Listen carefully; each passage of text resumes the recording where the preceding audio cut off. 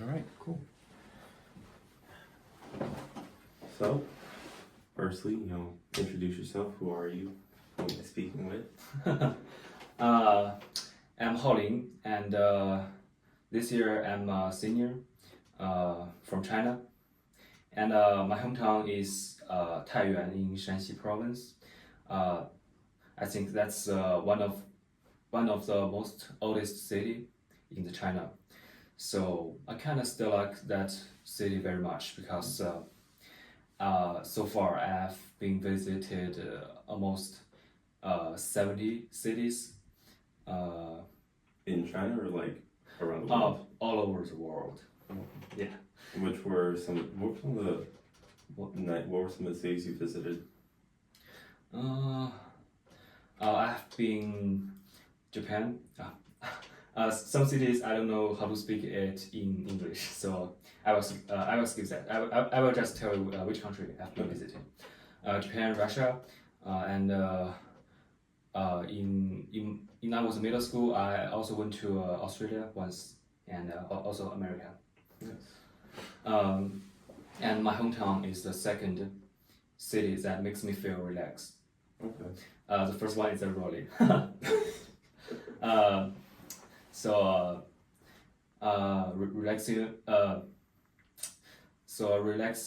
Relaxation mentioned here refers to a slow pace of life. Mm-hmm. That's good. Well, what motivated you to study abroad, and why did you choose the U.S.? Like I said, I have been to almost all provinces in China before I became an adult. So my family hopes that I can, visit more countries, increase my experience. Mm-hmm. So, in older generation, they think American is good, very good.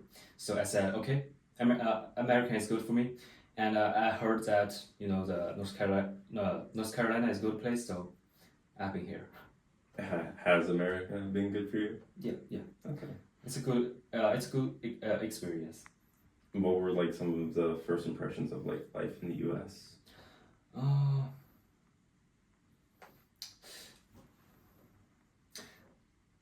Gunshot, but seems it's alright for me because I think it's very peaceful here in North Carolina. Well, I mean, Elon's in the middle of nowhere, so relatively speaking. I think it's alright. It's Elon is a good place, but I think it's alright. Okay. So your first time hearing a gunshot was a major culture shock to you? Nope. Because the TikTok showed a lot of information about all of the world, so I think it's alright to me. Actually, the tip culture is a Really? yeah, because in China we don't have any words to even we don't have a word to describe tips. Right. So. No, that's been a thing amongst any of my international friends that always confuse them. Yeah, that's a completely new stuff to me. Mm-hmm. So what has been the most challenging part of adjusting to life here then? Absolutely my English skills. But I think it is okay because I find that even if I can't say some specific English word, people still can understand what am I saying. So yeah, context clues tend to be really helpful. Yeah, especially if you're learning a language. So I'm glad people are helpful. Yeah, it's alright. It's just communication. We all human, so it's really not that hard to let others to understand what I was saying. Mm-hmm. So having been here, you've been here 4 years now? Yeah, this is my first. Are there things you miss about life in China? Absolutely my hometown's food. My hometown, just like Italy, they are famous as flour-made food. Italy has pizza, Mhm. and American, pizzas everywhere. But I can't find, even one types of food from my hometown. So it's really, What's like a regional or like local dish from like your town? it's called 刀削面. You just made a, how can I say that? It's kind of noodles, and you can use knife to shape it, and boiling it. It's very delicious. Sounds like something I'll have to try then. Yeah, you have to. Where in China is like your hometown like located? Like which province? It's Shanxi province.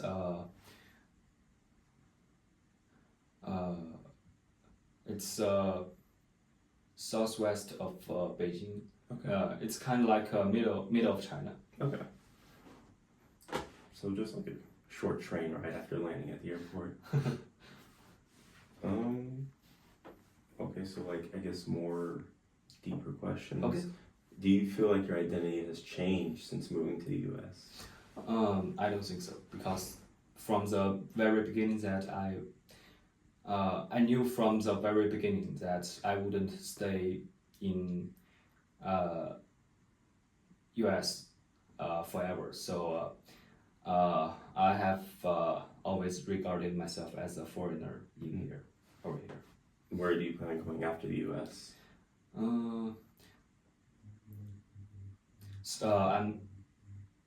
When I finish my undergraduate study, I may go to UK to start my graduate study, and I hope I can, travel as more as I can. Master's degree? Yes. Okay. In what? I'm doing the physics. Oh, okay. So you're a physics major? Yes. Any like specification or just like general physics? Just general physics, but I took electrodynamics this year, so it's kind of hard. Oh yeah. No, I wasn't looking forward to doing electrodynamics when my fourth year came around. Do you have any like college in the UK picked out? Yes. Birmingham. Okay. No, I've heard that's a good school. Yes.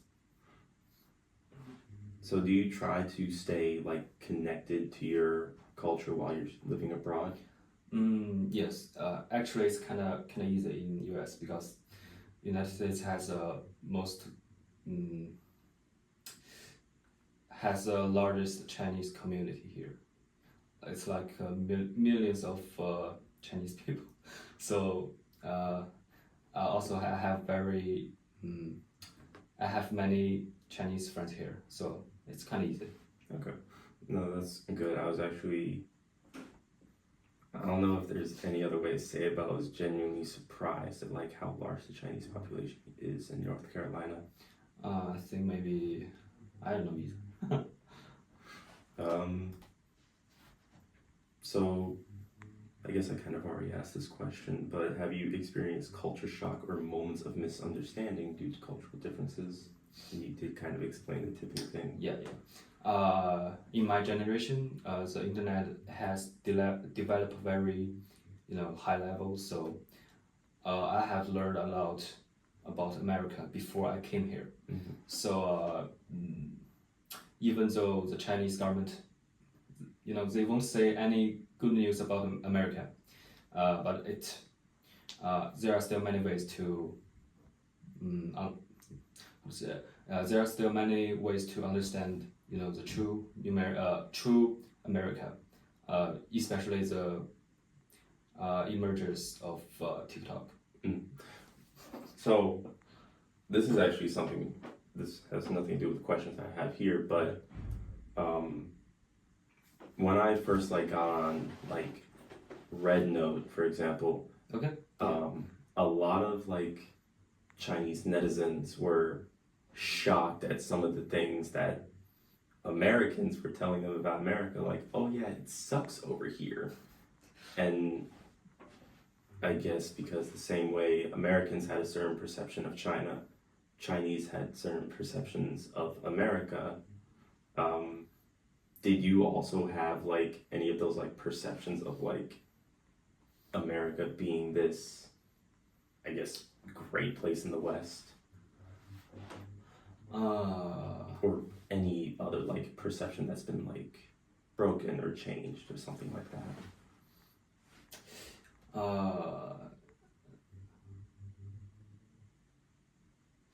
Actually, I don't think so. I have been already shocked once when I first came to America. So when the Red Notes event that time period, I guess 2 3 months ago. Mm. So it didn't change anything for me. I mean, for real. But I would say people cannot feel the cannot feel the true life that they have never been that place. Like Chinese people they won't know what's the true life about America if they never been here. You know, they can't experience the like medical the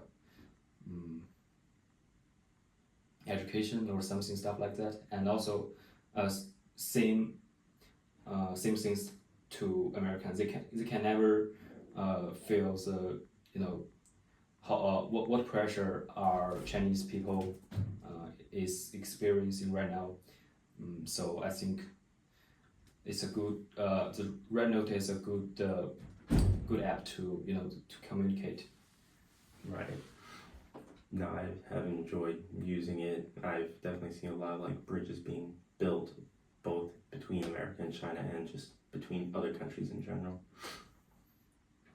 And I remember that you said you have been to Chengdu before. Mm. Do you think that's a good place? Chengdu?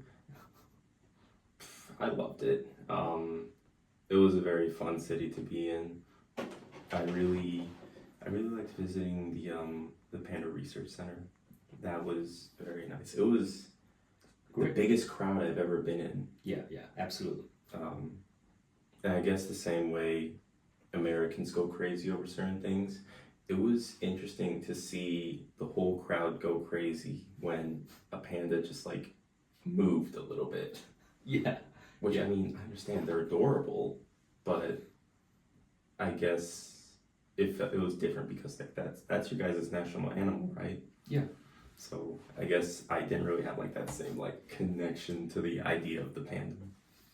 That's good. That's good to hear. I mean, I took plenty of really nice pictures. It was a beautiful place. Just, I assume you've been. Yes. When I was taking high school, I remember, and I took almost half months here in Chengdu, and with my friend. Good place. Now, my question: do you like red pandas or regular pandas more? Just a regular panda. Like I'm more of a red panda guy. Mostly because like I really like raccoons, and red pandas are just like the raccoon's Asian cousin. Yeah. It always shocks people when I tell them that. They're like, "Oh, it's not a panda." It's like very obvious if you look at it. Yeah. Especially I can because of the imagine ring. that if you say that they're panda, but they're not panda. Exactly. So, I'm trying to think of another good question. How do you think your experiences as a student abroad differ from those of like your parents or even older generations in China?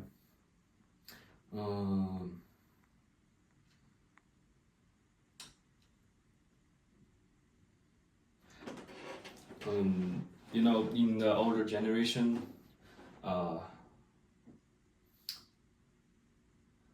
I would say our government is a new government, right? 1949, and we just rebuild our country, and the older generation they feel like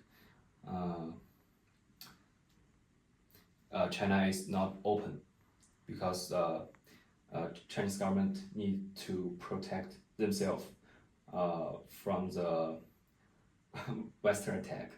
I would say there are a lot of difference because in my generation, China is developed so well compared to whatever which country it is, and so if how can I say that? If older generation came to America decades ago, they will be shocked very, very, very, at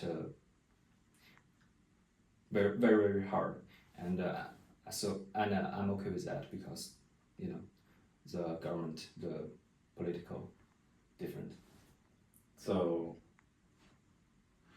something I've seen like on certain spheres of the internet, like TikTok, Instagram, and even a bit on Reddit, is like first generation or second generation Chinese Americans whose parents or grandparents kind of hold like a sentiment of wishing they never left because they've seen what China has become now and how developed it's become. I guess like how do you feel about like that like sentiment of like wishing they never left because it's developed into the country it is now? Well, honestly, I would say nothing because that's a personal choice. They have their right to stay the country that whatever they want. And China has 1.4 billion people, so it's really doesn't matter if even millions of people choose to stay abroad. It's all right.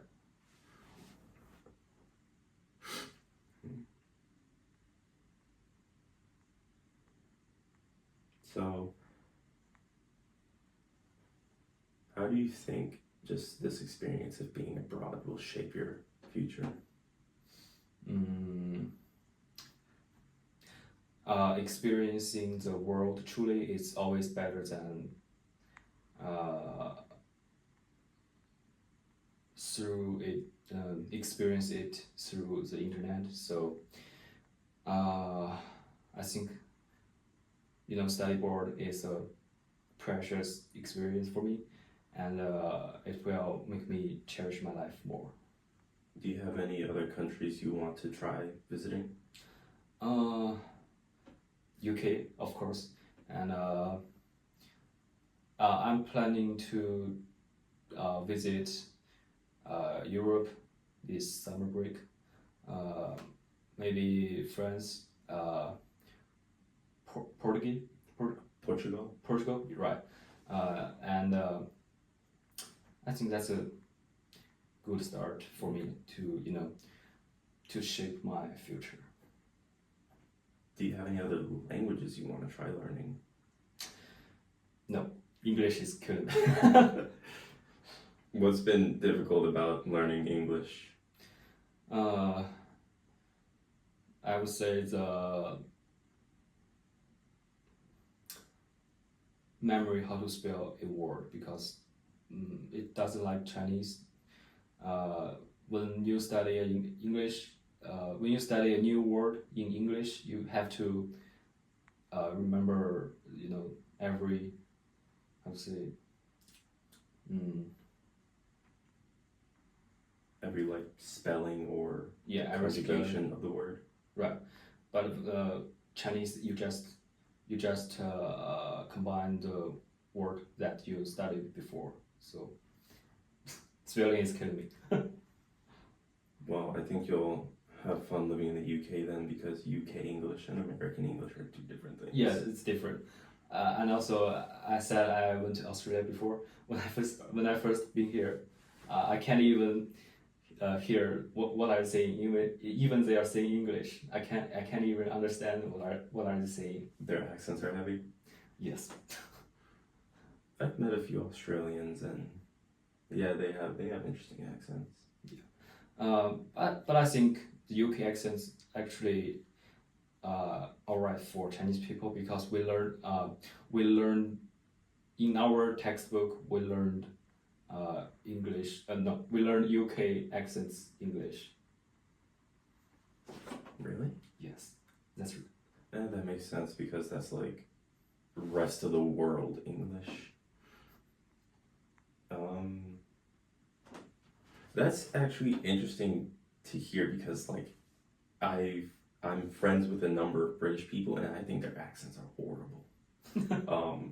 Like there's this one girl I met recently. Her name's Becca. She's very nice.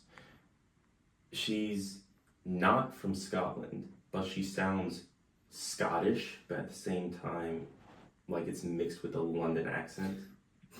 That's interesting. But she's from Yorkshire, which is hours away from London, and she has absolutely no relation to Scotland or London at all. And meeting her, her accent sounds completely different than someone from like Manchester or Birmingham or even like the other side of Yorkshire, or even Ireland. Like all of their accents are just completely different.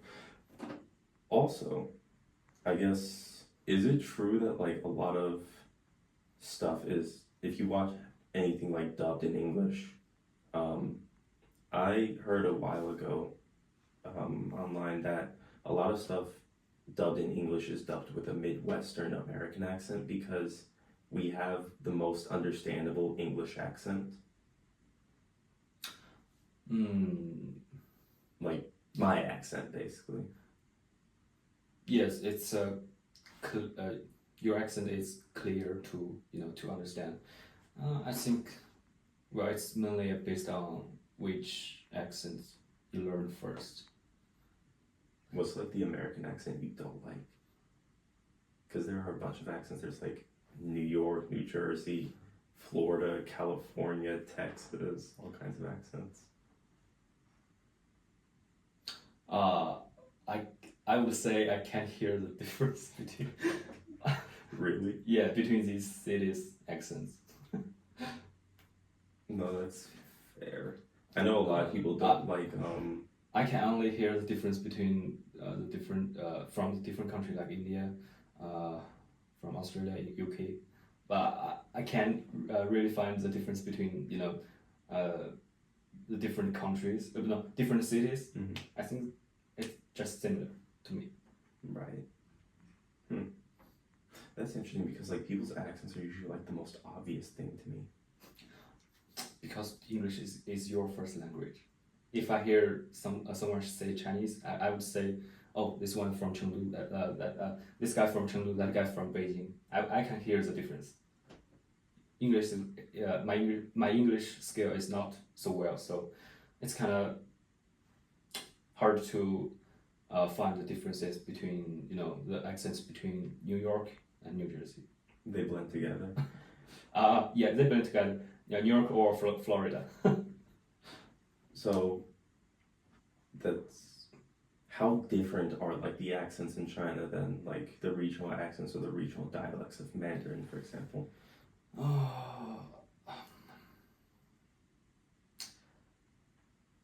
Well, I think it's bigger than.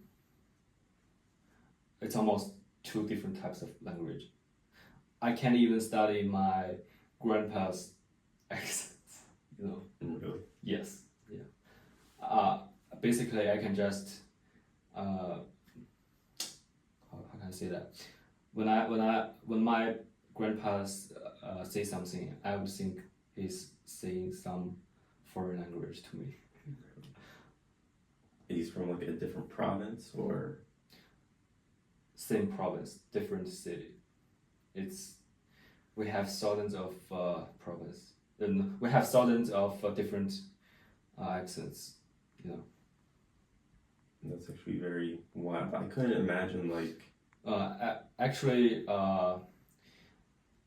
people who from the big city like Beijing and Shanghai or Chengdu or something Shenzhen, people's accents are very similar because they all say in the Mandarin, but when the people older, especially the older generation, they're from countryside, and in how can I say that, in ancient China, it's hard to having a clear communication between between two cities because it's too far, and only the government have the official accents, and peasants they can just say they are saying Chinese, but without clear communication, there would be the difference on the accents, like Australia and America. You can imagine that. Even all the English, but different. That's still insane to me. Like, I can't imagine, because I'm from Wisconsin. I'm from one of the bigger cities in Wisconsin too. I couldn't imagine driving like 3 hours in one direction, still be in the same state, and not understand anybody. Especially in China, it's too big. And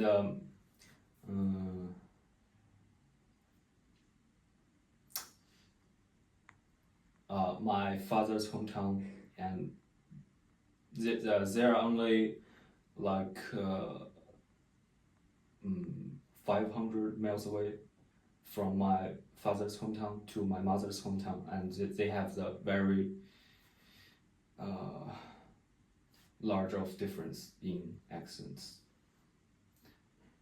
It's like you have to study two different languages. Yes, that's crazy, because here to my hometown is 850 miles. I could not imagine driving that distance and just having to learn a whole new language just to be down here.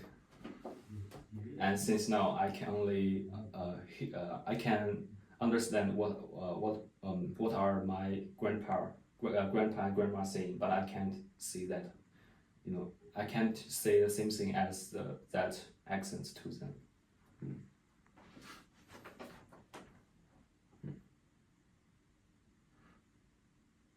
Well, I guess it's been very interesting meeting you, and I'm glad that you could do this interview with me. Thank you very much for that, Haolin. And I'm glad you were able to share your experiences both in China and here. Yeah, I'm glad to share my experience. It's a good start to communication. Right. And I hope many other people, follow your lead and study abroad, both from China, from America, and every other country. All right. Have any closing statement or anything else you want to say? Well, I think we're good. Thank you. Yeah.